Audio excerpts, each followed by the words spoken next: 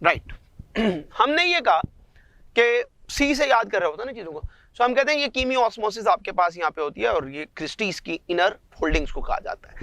जब आपके पास बेटे यहाँ पर हीट एनर्जी, इलेक्ट्रॉन फ्लो के दौरान हीट एनर्जी रिलीज होती है, तो डेफिनेटली हम इसको यहाँ पर यूं याद भी कर रहे होते हैं कि ये हीट प्रोडक्शन का काम करता है।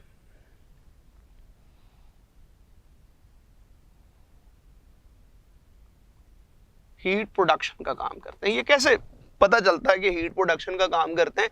क्योंकि बेटे हम लोग ये जानते हैं कि आप जब कभी भी थायरॉक्सिन हार्मोन की बात करोगे, सो आपके पास number of mitochondria is also have some relevance with thyroxine. Thyroxine भी असल में आपकी बॉडी के अंदर माइटोकॉन्ड्रिया को प्रोड्यूस करता है।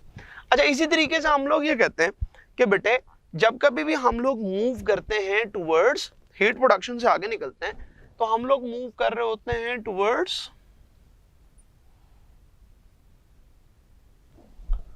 Oxidative phosphorylation. तो यहां पर क्योंकि एरोबिक रेस्पिरेशन हो रही है, ऑक्सीडेटिव फॉस्फोरिलेशन होती है। अच्छा, अब ये बात समझिएगा कि व्हाट इज ऑक्सीडेटिव फॉस्फोरिलेशन। हमने ये कहा कि भाई यहां से इलेक्ट्रॉन अपनी हाई से लो एनर्जी की तरफ जाता है और सबसे लो एनर्जी मॉलिक्यूल असल में आपके पास एक ऑक्सीजन का मॉलिक्यूल होता है जो कि इस इलेक्ट्रॉन को यहां पे रिसीव कर लेता है।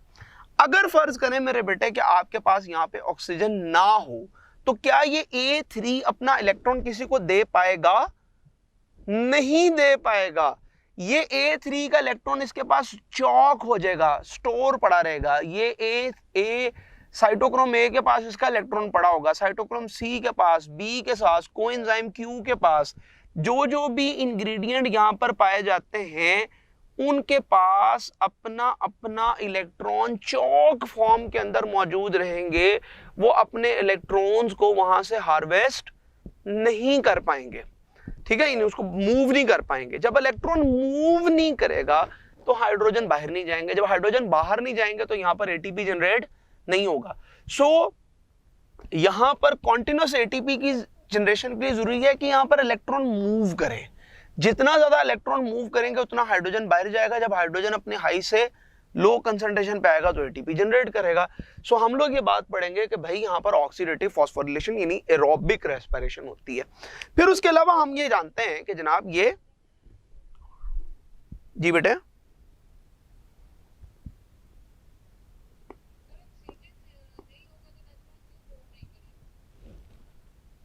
बेटे अगर फर्ज करें मैं आपसे ये कहूं कि आपके पास आपके हाथ में च्युइंगम है और आप मस्जिद में खड़े हैं या किसी बड़ी मुकद्दस मुकाम के ऊपर आप मौजूद हैं और च्युइंगम है आपके हाथ में, या आपको उल्टी आ रही है, कै आ रही है, ठीक है, और आपके पास ये कंट्रोल मौजूद है कि आप जहां चाहें उसको गैग आउट करेंगे, तो आप क्या करोगे?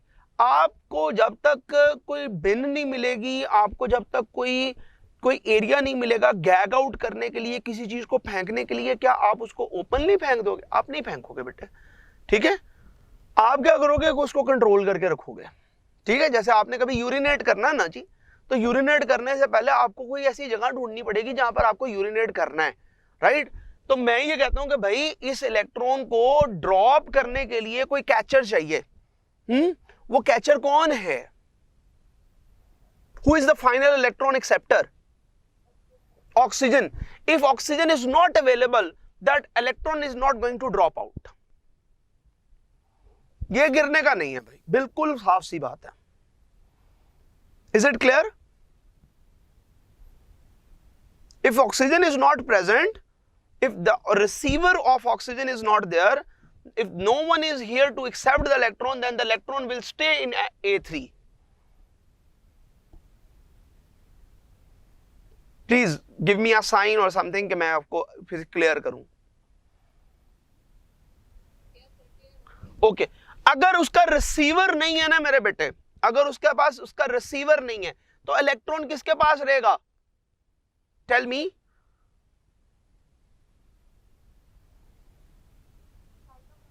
साइटोक्रोम A3 के पास, cytochrome A3 is already containing an electron. Is it possible that cytochrome A can drop the electron to a cytochrome A3? No.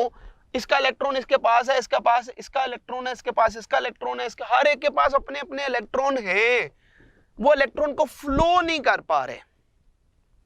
ठीक है, मतलब मैं कहता हूं आपके कमरे के अंदर कोई लाइट लगी है, कोई लाइट ऐसी भी इस वक्त होगी जो बंद होगी, चले बड़ी कॉमन सी बात है, पंखा इस वक्त बंद है, क्यों बंद है?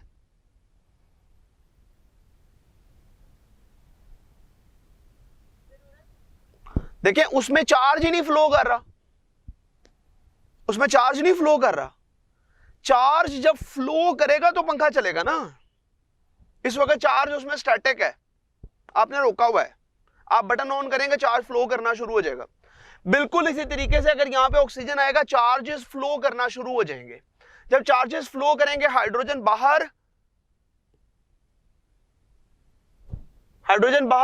इंटरमेम्ब्रेनियस स्पेस में पंप आउट होगा। जितना हाइड्रोजन मेरे बेटे बाहर इंटरमेम्ब्रेनियस स्पेस में इकट्ठा होगा, उतने ज्यादा एटीपी आपके पास वो जनरेट कर पाएगा।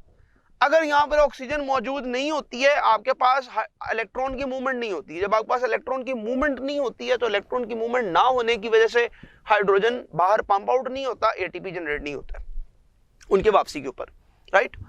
अच्छा, अब हम लोग ये बात पढ़ते हैं कि एन स्टैंड फॉर नथिंग। ये आपके पास ऐसे ऑर्गेनल होते हैं जो कि डबल मेम्ब्रेनियस हैं। These are double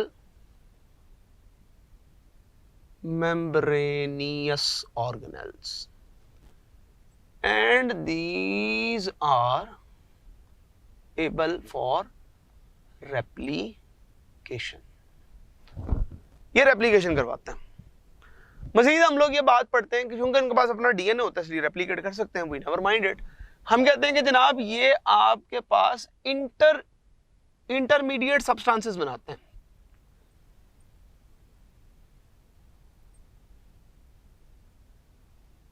जैसे साइटोक्रोम होते हैं, साइटोक्रोम के जो इंटरमीडिएट्स हैं वो यहीं पे बनते हैं। इसी तरह से हम ये बात पढ़ते हैं कि भाई ये एटोनमस, या दूसरे लफ्जों में सेमी ऑटोनोमस बॉडी है।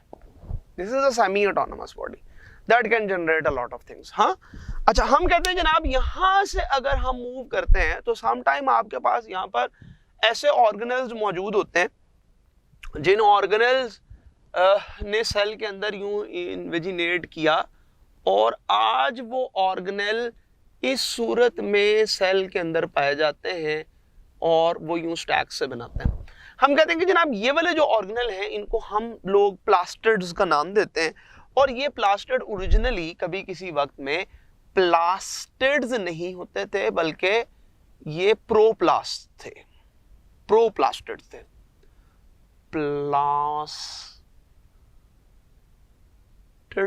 की अगर आप बात करो तो how do these plastids evolved, बने कैसे? उसने कहा जी पहले तो ये इनएक्टिव फॉर्म के अंदर मौजूद होते हैं, और जब कभी ये इनएक्टिव फॉर्म के अंदर होते हैं तो इनको हम लोग प्रोप्लास्टिड्स कहते हैं। और हम कहते हैं कि ये भी प्लास्टिड के अंदर बात छुपी है कि हम प्लास्टिड को प्लास्टिड क्यों बोलते हैं। उसने कहा जी देखिए कैसे बात छुपी है, क्योंकि हम एक बात पर बिलीव रखते हैं कि most of the plastids are actually pigmented organelles.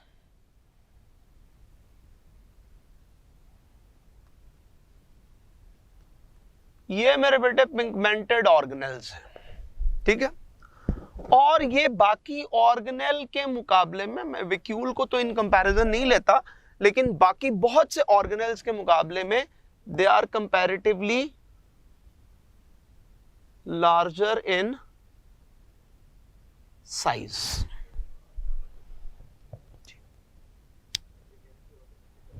चलें ठीक है, हम लोग ये बात पढ़ते हैं कि बेटे ये आपके पास कंपैरेटिवली लार्जर साइज के होते हैं।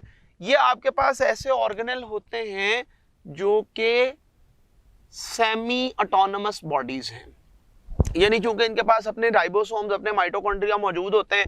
ये कभी खुद एक सेल हुआ करते थे, तो अब ये आपके पास